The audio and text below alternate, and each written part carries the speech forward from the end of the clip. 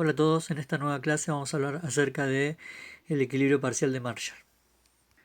A Marshall también lo podemos ubicar entre el grupo de economistas neoclásicos, ofreciendo como principal aporte el método de análisis del equilibrio parcial, que consiste principalmente en estudiar cómo se dan los procesos de equilibrio y de ajuste en los mercados donde se pueden encontrar diferentes unidades productivas o empresas del mismo sector o industria. Es decir, diferentes actores sociales que producen una misma cosa. Reconociendo la enorme complejidad que hay entre los diferentes sectores productivos, pero también su interrelación, Marshall prefirió el orden y la coherencia teórica, diferenciando cada uno de estos y haciendo el análisis de forma pragmática en cada uno de ellos. Sin embargo, dejó fuera de esta cautela el análisis del mercado de los factores, donde ahí sí siguió la misma lógica planteada, por ejemplo, en Walras, es decir, la lógica del equilibrio general. Habitualmente se dice que el principal aporte de este autor a la teoría económica es el gráfico de cruz de mercado, donde se ve conjuntamente la oferta y la demanda. Sin embargo, más adelante veremos que la cosa es un poco más compleja. En principio se puede adelantar que Marshall adhería al modelo de ciencia de la física newtoniana. Es por ello que su esfuerzo se ve verificado en esta formalización que busca representar el equilibrio en el mercado de bienes. Sin embargo, para él, el problema central de la economía no era la asignación de una serie de recursos dados, como lo vimos en los autores previos, sino cómo dichos recursos llegan a ser lo que son. Es decir, su principal preocupación era identificar los fundamentos económicos. Entonces, ¿en qué consiste esta gráfica llamada cruz marshalliana? Básicamente es una simplificación que trata de explicar el proceso de equilibrio de un mercado de bienes a partir de contemplar solamente dos variables. Estas son precio y cantidad, donde una de estas variables depende de la otra. Es decir, la cantidad va a depender del precio. En términos matemáticos podríamos decir que cantidad aquí es variable dependiente y precio es la variable independiente. Entonces, a partir de este recurso, se busca, por ejemplo, explicar cómo es la lógica de funcionamiento de la oferta, donde los productores se muestran mejor predispuestos a llevar una mayor cantidad de bienes al mercado cuanto más alto sea el precio que se esté dispuesto a pagar por ellos, guardando una relación positiva entre ambas variables. La cosa cambia para el caso de la demanda, donde los consumidores están dispuestos a comprar una mayor cantidad de bienes cuanto más bajo sea el precio del mismo. Por ello aquí la relación entre precio y cantidad es inversa. Cuando sube una, la otra baja. Es decir, cuando sube el precio, baja la demanda y cuando baja el precio, la demanda sube. Entonces, a partir de seguir este razonamiento, surge la posibilidad de pensar en la idea de un equilibrio en este mercado, que consiste principalmente en identificar un precio que logre igualar las cantidades que está dispuesto a ofrecer los productores y las cantidades que están dispuestos a demandar los consumidores. Esto termina definiendo un precio de mercado y las cantidades que se van a absorber de dicho bien en ese determinado mercado. Para reforzar la idea de ese equilibrio de mercado, podríamos simular qué pasaría si se verificara un incremento del precio. En ese caso se podría ver que el comportamiento de la oferta y la demanda serían muy diferentes. Mientras que a ese precio P', la demanda estaría dispuesta a consumir una cantidad QD, la oferta estaría en condición de poder llevar al mercado una cantidad QO. Es decir, se trata de cantidades diferentes donde la oferta va a estar más dispuesta a llevar una mayor cantidad de bienes al mercado que lo que está dispuesta la demanda, ya que QO es mayor a QD. Del mismo modo, si se verificara una reducción del precio por debajo del precio de equilibrio de mercado, lo que se puede observar es que entonces a un menor precio la demanda va a estar más dispuesta a comprar una mayor cantidad de bienes que la oferta, que va a estar menos propensa a aumentar las cantidades producidas o porque por lo menos lleva al mercado. En este caso, QD, que representa las cantidades que están dispuestos a comprar los consumidores, es mayor a QO, que es la cantidad que llevan la oferta al mercado. Entonces, así como están planteadas las cosas, con este elevado grado de simplificación en este recurso, donde solamente se contemplan dos variables, precio y cantidad, puede considerarse que es un instrumento muy útil para simular o por lo menos adelantar cuáles pueden ser las reacciones según cambios en la fuerza de mercado, pero tampoco nos está permitiendo explicar cómo es que se dan los procesos productivos o las relaciones sociales en dicho proceso. Sin embargo, como decía, podemos pensar en posibles cambios en alguna de estas variables. Entonces podríamos preguntarnos qué pasaría si sube la demanda, pero sin verificar cambios en la oferta. Es decir, imaginemos una situación donde un shock o una fuerza de mercado incrementa fuertemente la demanda por un determinado producto, pero la oferta no llega a responder de acuerdo a esta nueva situación. Podríamos pensar en cualquiera de aquellos productos que en el marco de la actual cuarentena son demandados, pero que cuando uno va al mercado los encuentra, pero de manera muy dificultosa. Y además a un precio muy elevado a lo que habitualmente se lo podía encontrar en el mismo mercado. En términos gráficos, esto se ve representado con un corrimiento de la curva de la demanda hacia la derecha, donde el incremento de la demanda de un producto sin verificarse una reacción por parte de la oferta da como resultado finalmente el incremento del precio de ese mismo producto, pasando de P a P1. La situación sería diferente si ante el incremento de la demanda la oferta respondiera con un incremento de la producción. Obsérvese que con un corrimiento de la curva de oferta también hacia la derecha se puede verificar un incremento de las cantidades consumidas que pasa de Q a Q1 sin verse modificado el nivel de precio que se mantiene en P.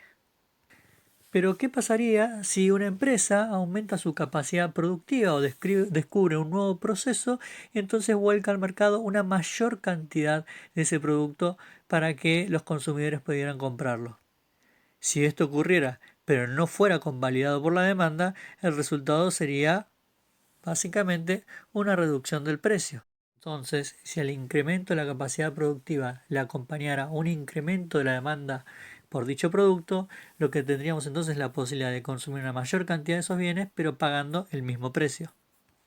En este punto es importante recordar que estamos analizando un gráfico que busca representar los comportamientos en todo un mercado, que incluye o incorpora a todos los oferentes y todos los demandantes.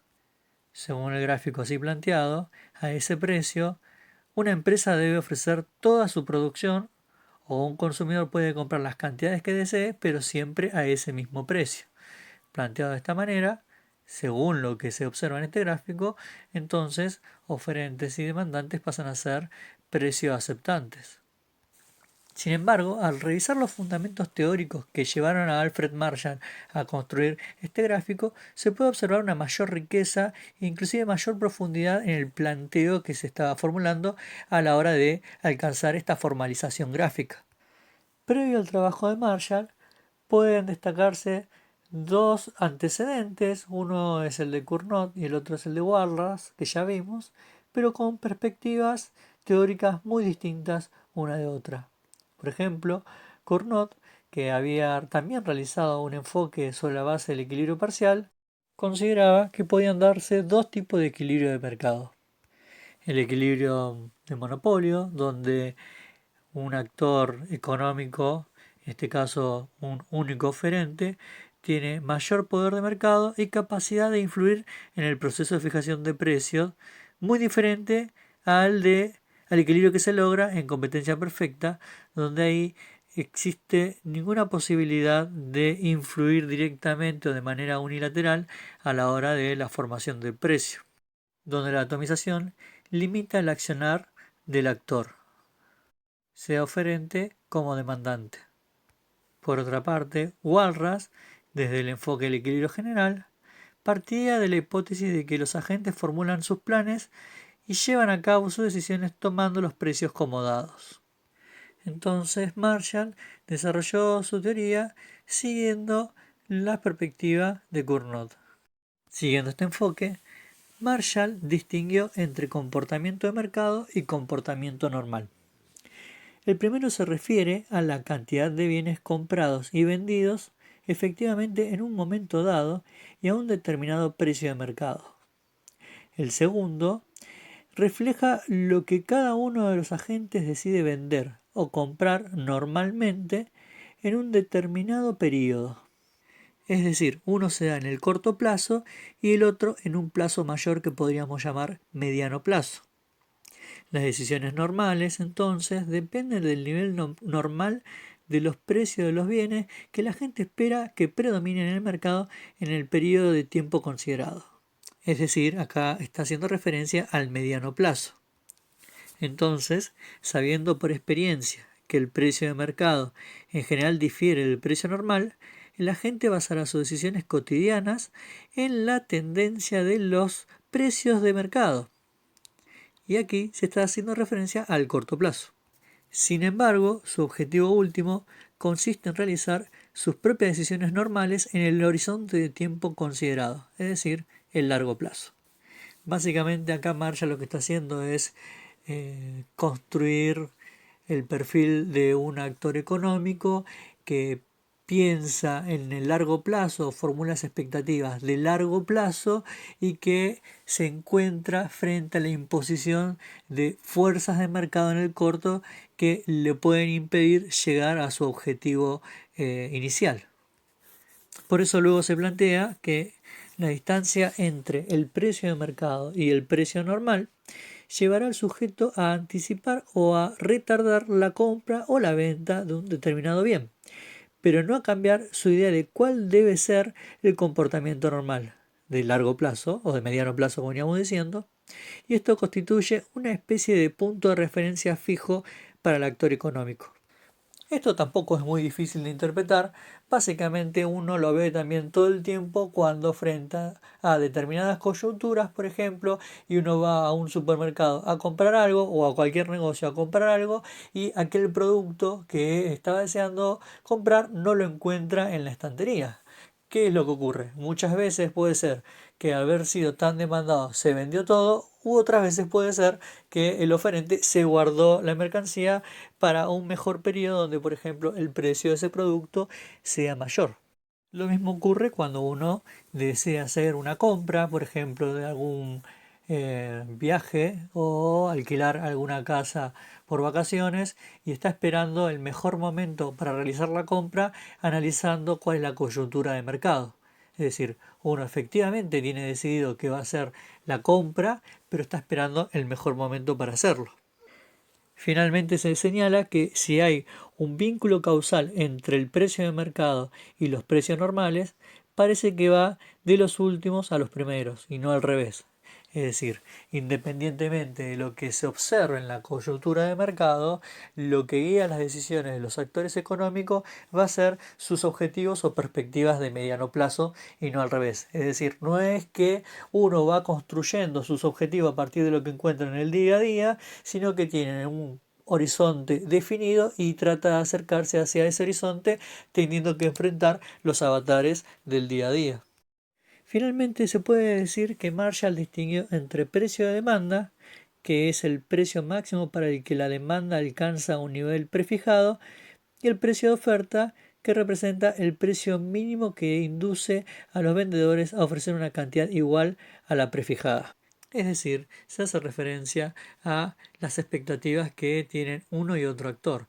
Fíjense que cuando el demandante va al mercado está pensando en cuál va a ser el máximo precio que va a estar dispuesto a pagar por una mercancía, mientras que la oferta está pensando, bueno, cuál será el mínimo precio al que va a estar dispuesto a vender.